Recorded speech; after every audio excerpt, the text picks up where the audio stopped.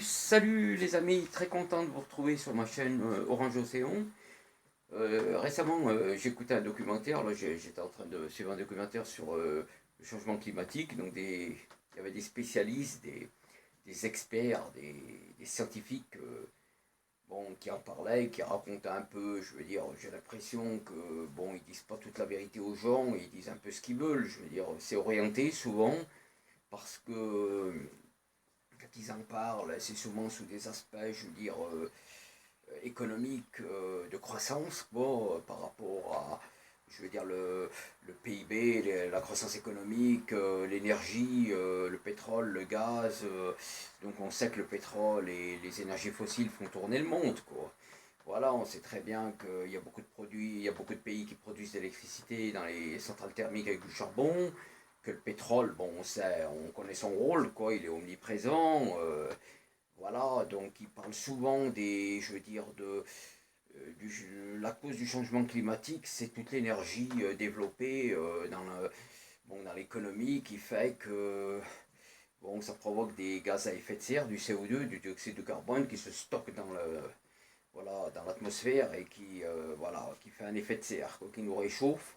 J'ai l'impression que c'est beaucoup plus complexe que ça parce que je pense que c'est beaucoup plus complexe parce que les gaz à effet de serre existent de manière naturelle. Il y a le méthane, il y a beaucoup d'animaux qui dégagent du méthane, il y a, je veux dire, les volcans dégagent aussi du CO2, donc c'est quand même l'effet de serre, les gaz à effet de serre, c'est un processus naturel, il n'y a pas que l'homme, il n'y a pas que l'humain. C'est sûr que les activités humaines, ça provoque des problèmes, donc avec tous les rejets et toute l'industrie qui pollue, et on connaît la musique, et voilà, et ça crée un... peut-être que ça joue, mais pour combien, quoi. Voilà, c'est ça la question qu'il faut se poser, parce que de toute façon, les gaz à effet de serre, c'est quand même un processus naturel. Même s'il n'y avait pas d'homme sur Terre, ça existerait. Voilà, c'est la nature qui rejette aussi du méthane et du CO2. Donc pour bien comprendre, je crois que s'il y a un changement climatique, euh, c'est sûr que il a diverses causes, mais le principal problème qui va se poser à l'avenir, c'est, je veux dire, pour l'humanité, pour les êtres humains, dont la population va augmenter dans les prochaines décennies. C'est-à-dire en 2050, on sera 11 milliards, donc une démographie explosive, galopante. On sera de plus en plus nombreux.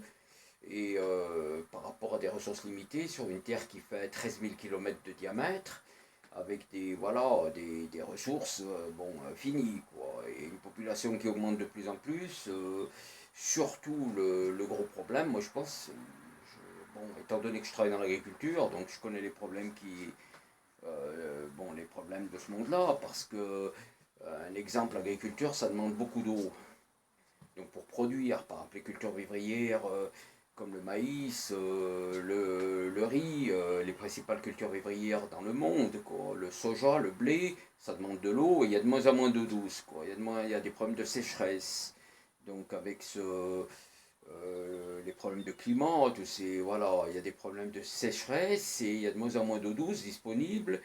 Et ça devient dangereux parce qu'avec une démographie, une population de plus en plus nombreuse, avec des réserves d'eau douce, avec d'eau douce disponible, qui est vitale, qui est fondamentale pour la vie humaine. Donc, s'il y a de moins en moins d'eau douce et de plus en plus d'humains, ça risque de poser problème, surtout pour les cultures vivrières, pour la production.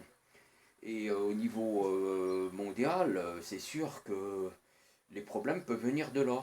Il va y avoir de moins en moins des problèmes de sécheresse, donc de l'eau douce, ce qu'il y en aura pour tout le monde, quoi. Parce que avec une démographie, il va y avoir beaucoup de monde, et ça, là, il y a vraiment un point d'interrogation et des questions qui se posent avec les problèmes géopolitiques qu'il va y avoir pour l'accès à l'eau, aux ressources. Donc il va y avoir des problèmes à venir, à mon avis, se situent plutôt dans les ressources en eau, par exemple, pour une démographie qui va devenir de plus en plus explosive.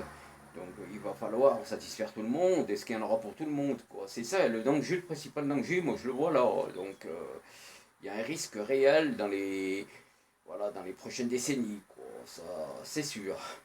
Donc voilà, il y a des ressources limitées, surtout en eau, et voilà, et une population qui va devenir de plus en plus nombreuse. Donc voilà, le risque pour notre planète, pour notre cher, voilà, pour notre monde, pour notre belle planète, il est là, quoi. Voilà, j'espère que ça vous fera réfléchir, c'est important, on est tous concernés pour nous et nos enfants, donc c'est l'avenir, on est obligé d'y penser parce que voilà, on est tous concernés par ça. Voilà les amis, j'espère que ça vous aura plu, que ça vous fera réfléchir. Je vous dis à bientôt, salut, à bientôt.